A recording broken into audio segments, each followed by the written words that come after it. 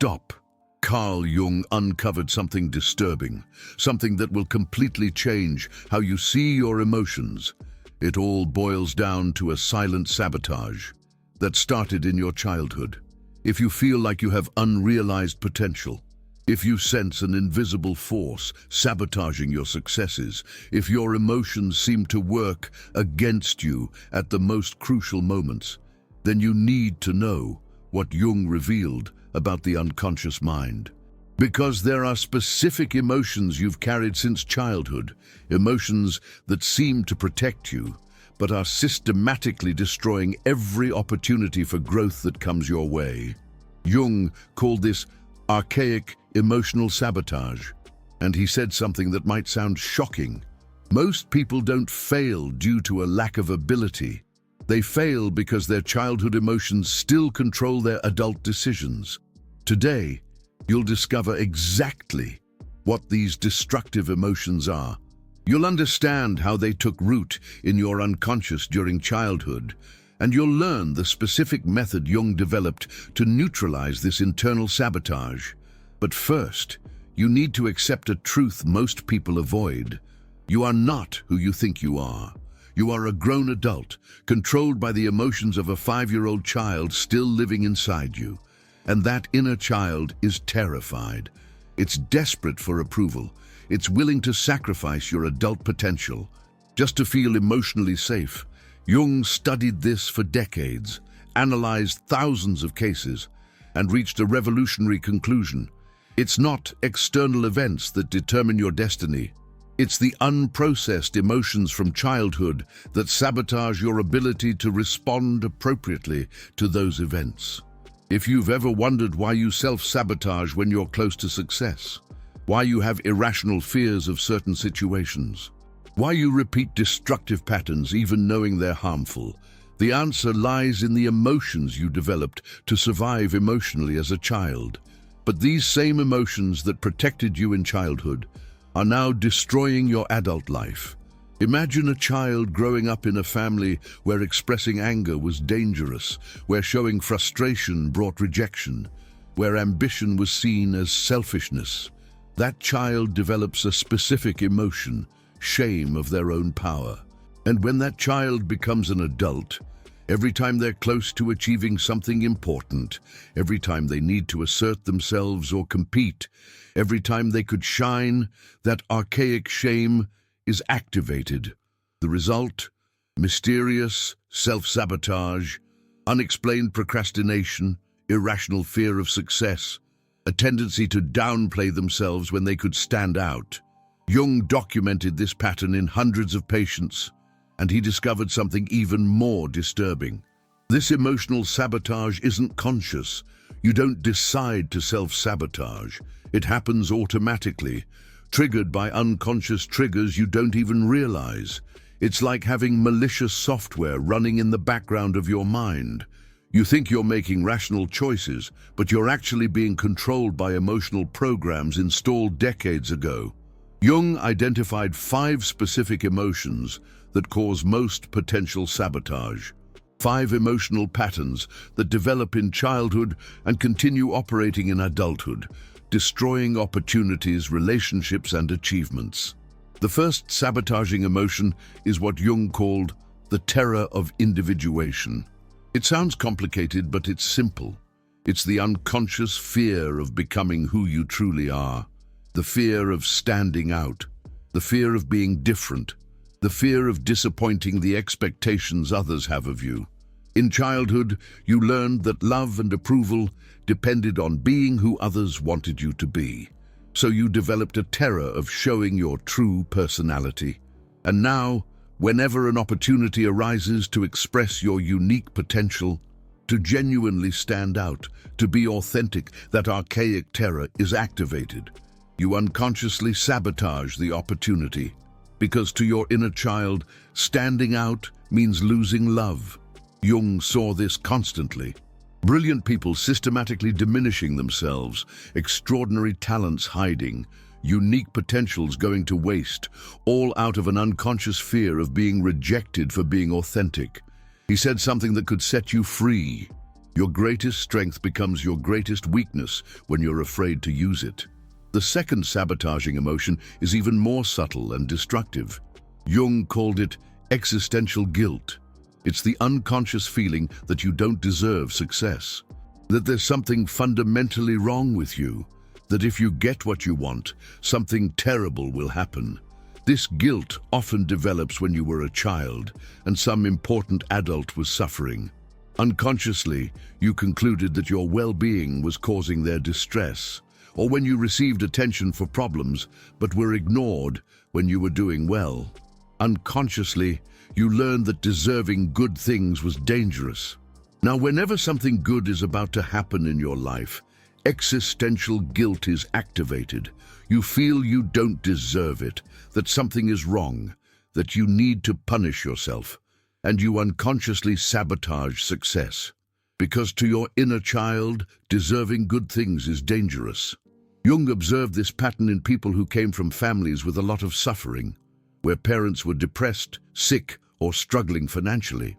These children developed the unconscious belief that their success would be a betrayal of those who suffered, that being happy would be disrespectful, that prospering would be selfish, and they carried this guilt throughout their lives, systematically sabotaging any possibility of fulfillment. The third sabotaging emotion is what Jung called hunger for drama. It seems contradictory, but many people are unconsciously addicted to problems, to conflicts, to complicated situations, because in childhood drama meant attention, it meant importance, it meant that someone cared enough to react. So they developed an unconscious association. Problem equals love. Now, whenever life is calm, whenever things are working well, whenever they could simply prosper in peace, they feel a strange emptiness, and they unconsciously create problems. Sabotage, harmonious relationships, generate unnecessary conflicts, complicate simple situations, because to their inner child, peace means abandonment. Jung saw this especially in people who grew up in chaotic families, where the only way to get attention was through crises. These people developed an unconscious addiction to emotional adrenaline, to intensity, to drama, and when they had the opportunity to build a stable and prosperous life, they were unconsciously sabotaging themselves, because stability felt like emotional death. The fourth sabotaging emotion is perhaps the cruelest of all. Jung called it the phobia of abandonment disguised as independence. It's when you're so afraid of being abandoned that you sabotage relationships before they can abandon you.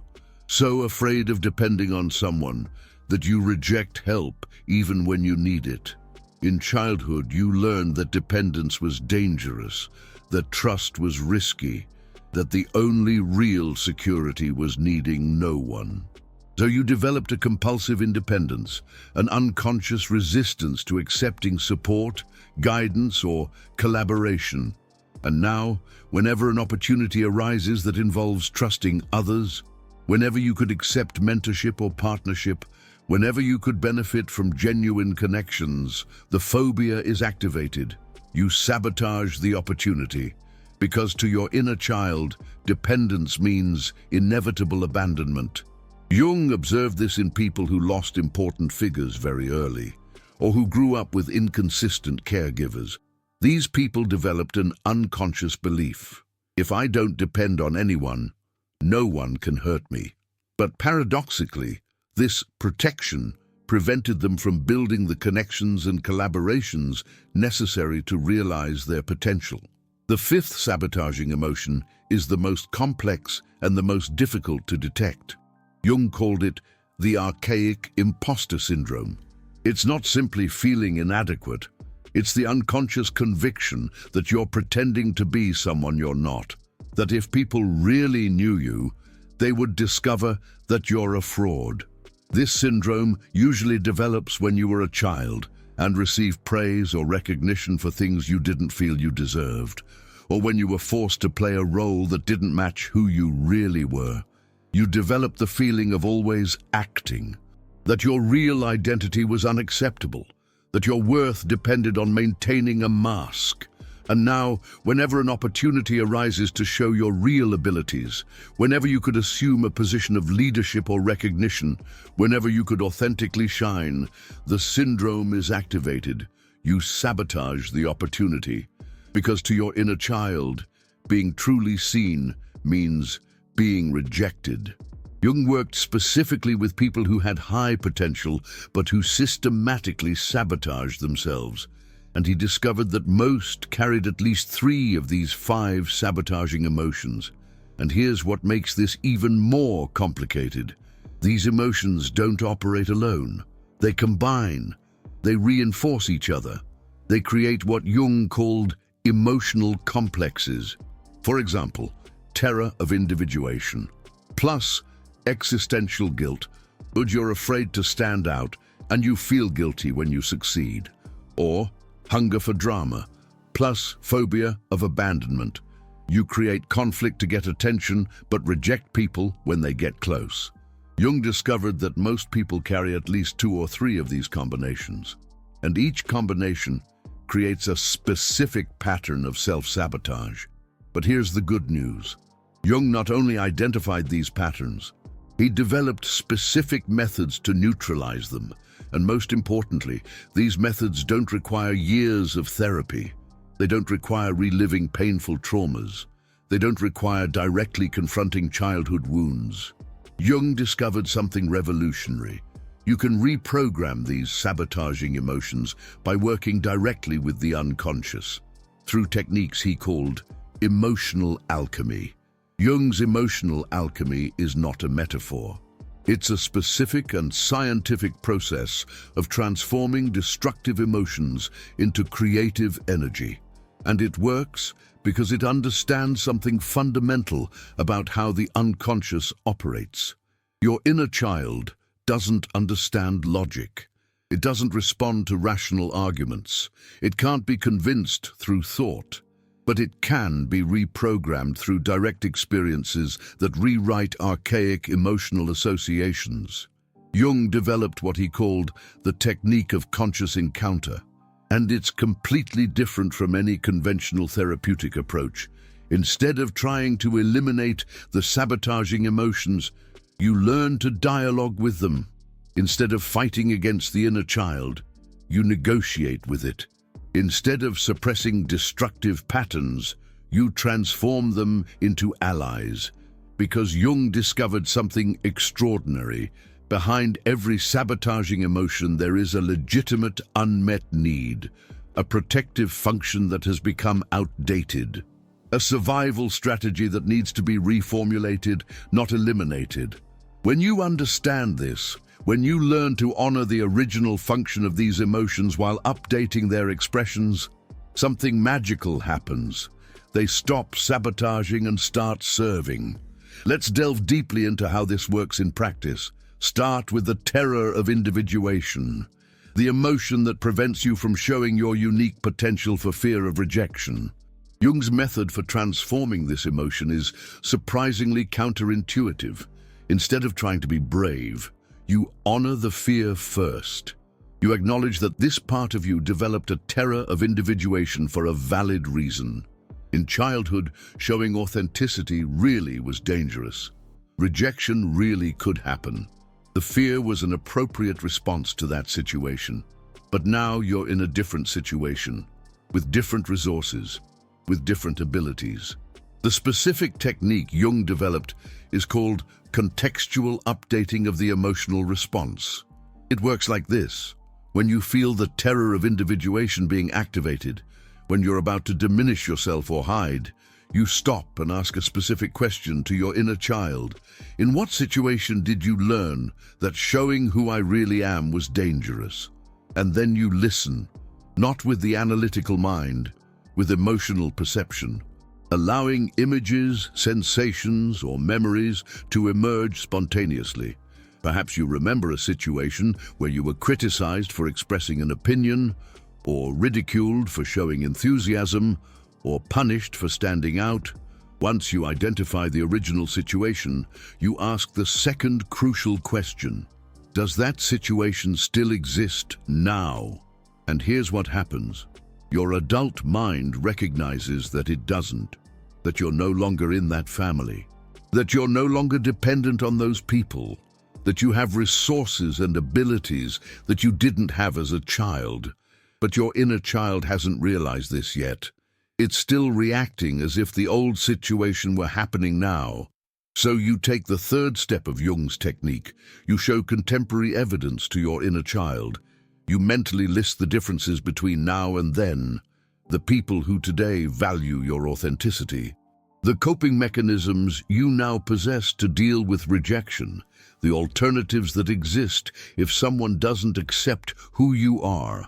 And then, this is crucial, you make a specific agreement with your inner child. I understand you developed a fear of individuation to protect me, and I appreciate that protection. But now we have different resources. How about I show you that it's safe to be authentic, starting with small, safe situations? Jung called this a renegotiation of the protection contract, and it works because it honors the original function of the emotion while updating its application. You're not telling your inner child it was wrong. You're acknowledging it was right for that situation, but that the situation has now changed. And then you prove it through gradual actions. You demonstrate authenticity in safe context first, with people who have already shown acceptance. In situations where rejection wouldn't be devastating, each positive experience of accepted authenticity updates the inner child's emotional programming. Every time you're genuine and aren't rejected, the archaic association between authenticity and danger is weakened. Gradually, the terror of individuation transforms into what Jung called the conscious courage of singularity. The same energy that previously prevented you from standing out now protects you against destructive conformity. The same sensitivity that detected danger in authenticity now detects opportunities to express your unique gifts. The transformation of existential guilt follows a similar process but with different nuances. Existential guilt is deeper because it's not about behavior, it's about existence.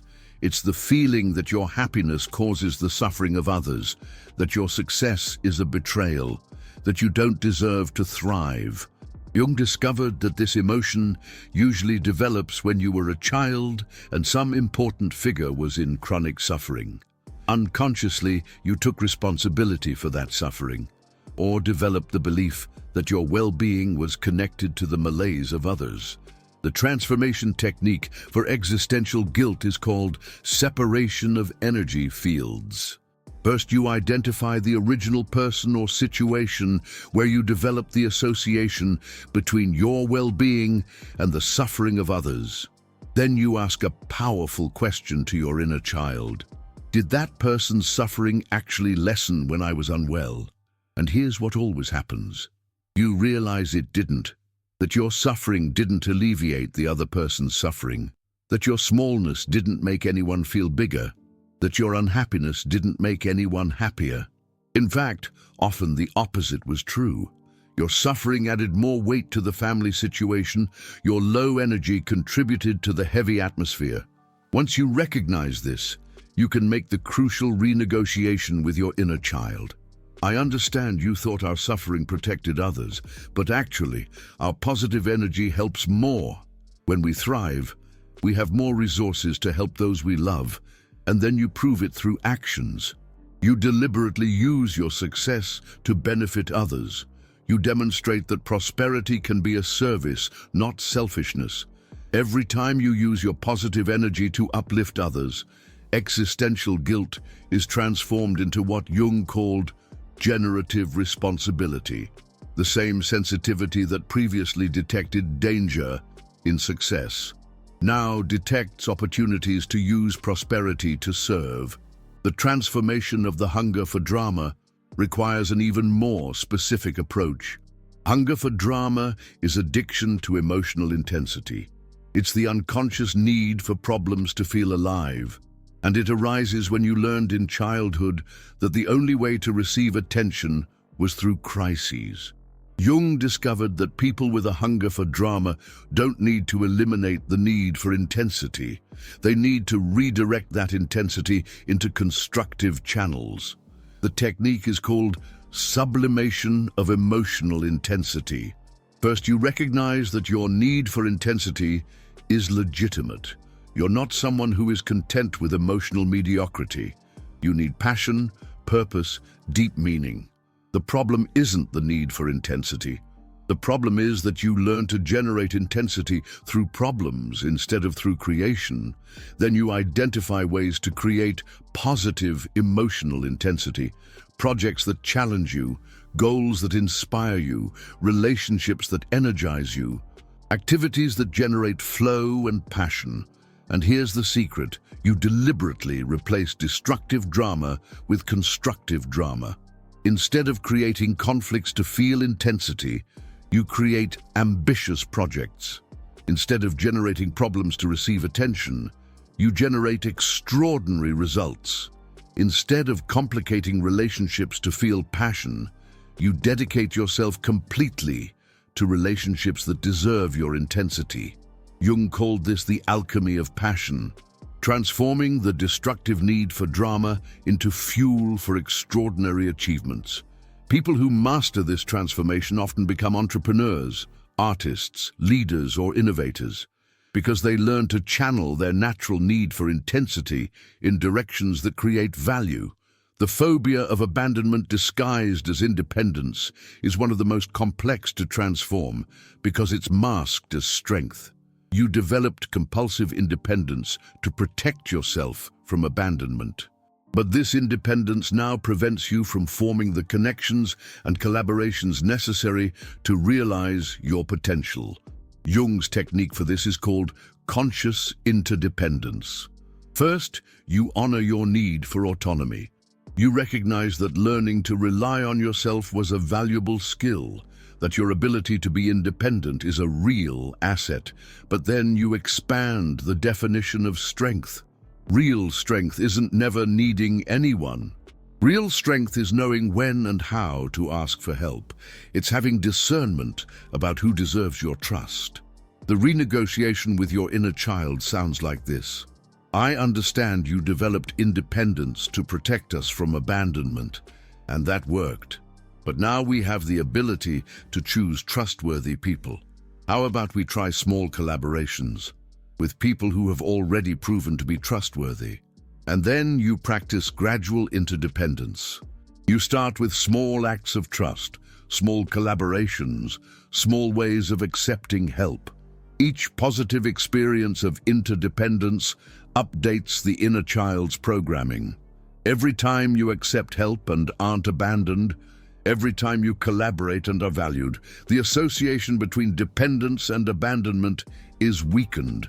Gradually, the phobia of abandonment transforms into what Jung called relational discernment. The same sensitivity that once detected danger in dependence now detects opportunities for valuable connections. Archaic imposter syndrome is perhaps the most subtle of all transformations because it involves fundamental identity. You've developed a feeling of always faking it, of being someone you're not, that if people really knew you, they'd discover you're a fraud. But Jung discovered something profound about this. The feeling of being an imposter often indicates you're more evolved than you think, that you have abilities you don't yet fully recognize, that your potential has surpassed your self-image. The transformation technique is called integration of unconscious competence. First, you map objective evidence of your competence, results you've achieved, problems you've solved, people who have benefited from your contributions. Then you ask your inner child, if I were really an imposter, would these results be possible?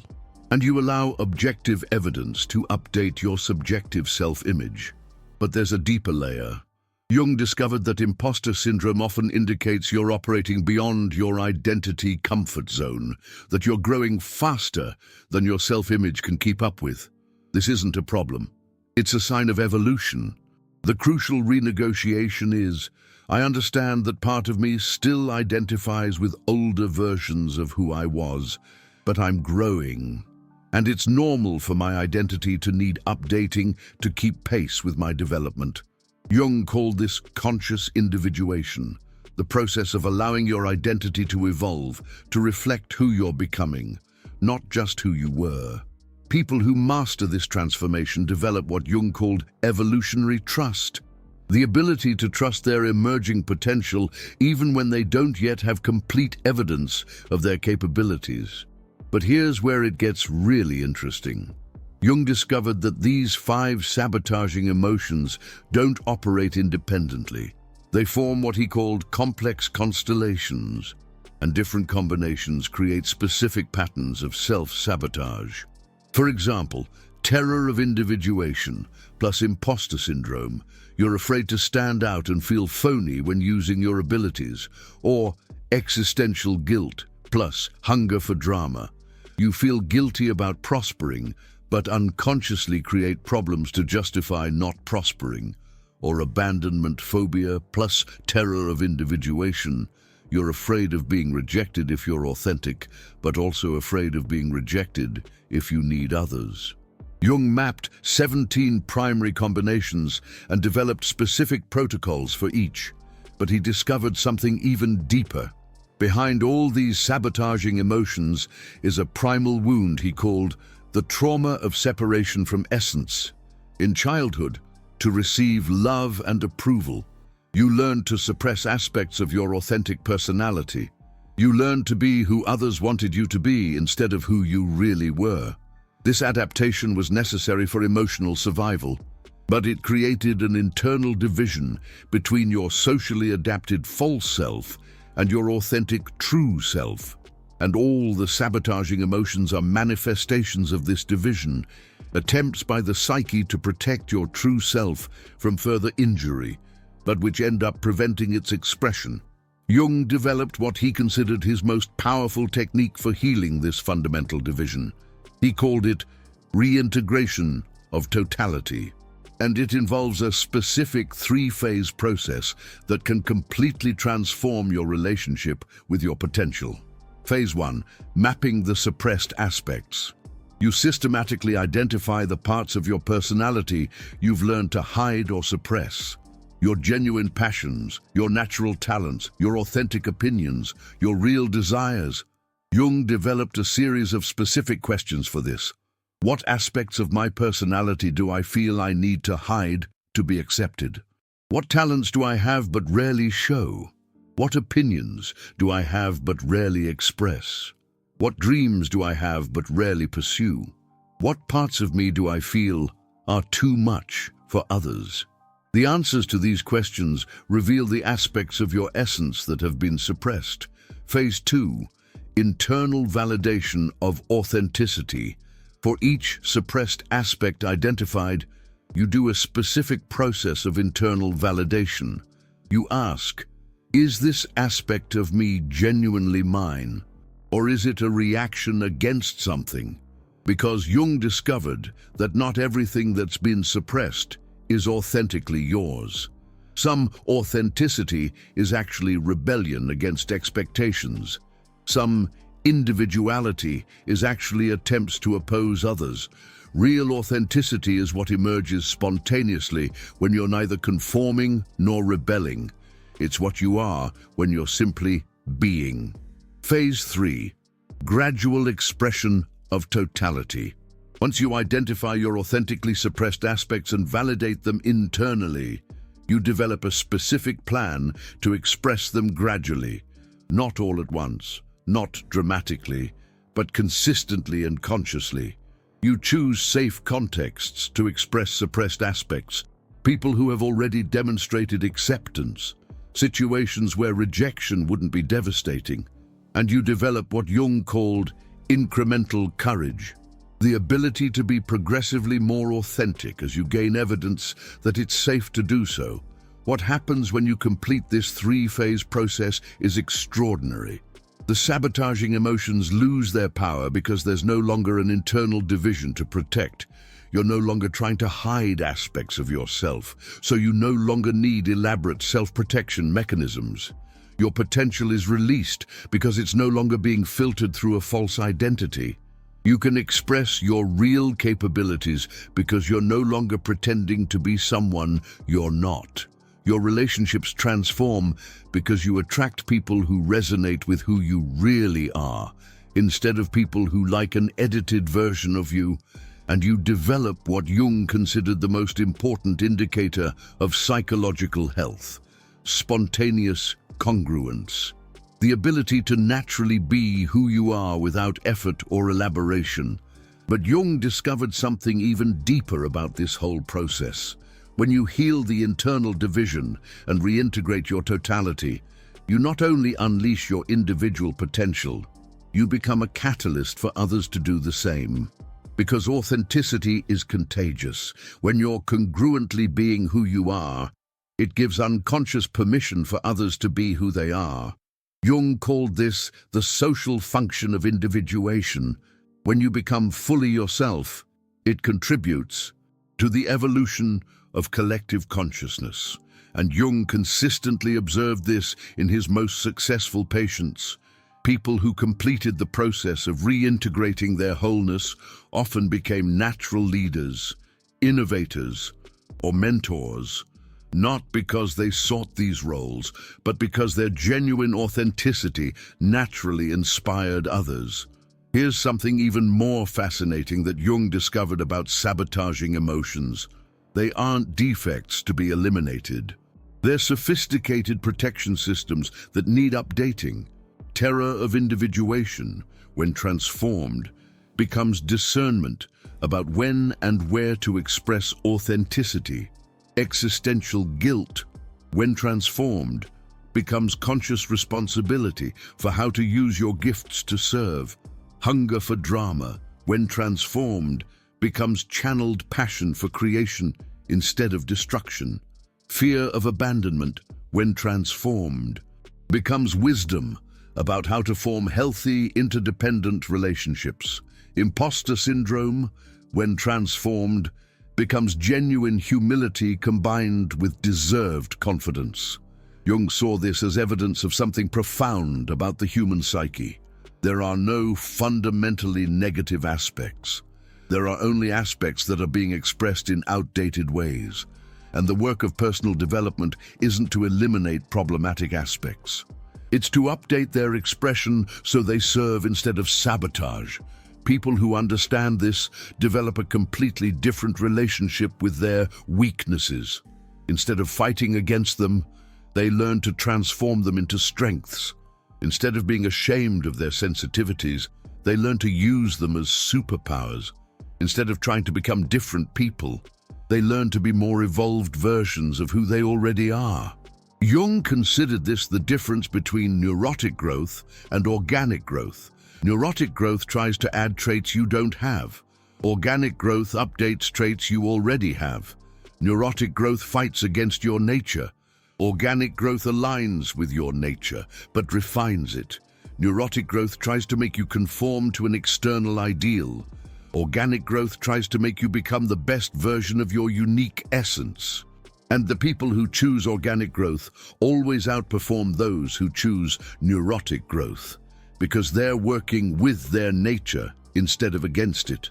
Right now, as you're listening to this, you have a choice. You can continue carrying the sabotaging emotions of childhood. You can continue allowing a wounded inner child to control your adult decisions. You can continue wasting your potential because you're protecting wounds that no longer exist. Or you can choose what Jung offers. You can choose to transform those sabotaging emotions into allies. You can choose to reintegrate your wholeness. You can choose to unleash the potential that has always been yours, but was hidden behind outdated protections. If this process resonates with you, if you recognize your own sabotaging emotions in these descriptions, then your psyche is ready for this transformation. Share this video with someone who is sabotaging their own potential, because when you help others recognize their sabotaging emotions, you strengthen your own ability to transform them. Subscribe for more insights that won't just inform you, but transform how you relate to yourself. And before you go, try this. Identify which of the 5 sabotaging emotions resonates most with you right now. Terror of individuation, existential guilt, hunger for drama, fear of abandonment, imposter syndrome. And ask the question that Jung considered the most powerful.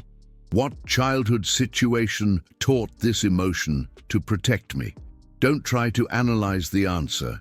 Just listen with your emotional perception and allow your adult wisdom to recognize that that situation no longer exists. That simple recognition, that subtle update, is the first step to transforming sabotage into potential. Jung promises something extraordinary. When you stop being controlled by childhood emotions, you discover adult capabilities you didn't even know you had. And that discovery changes everything.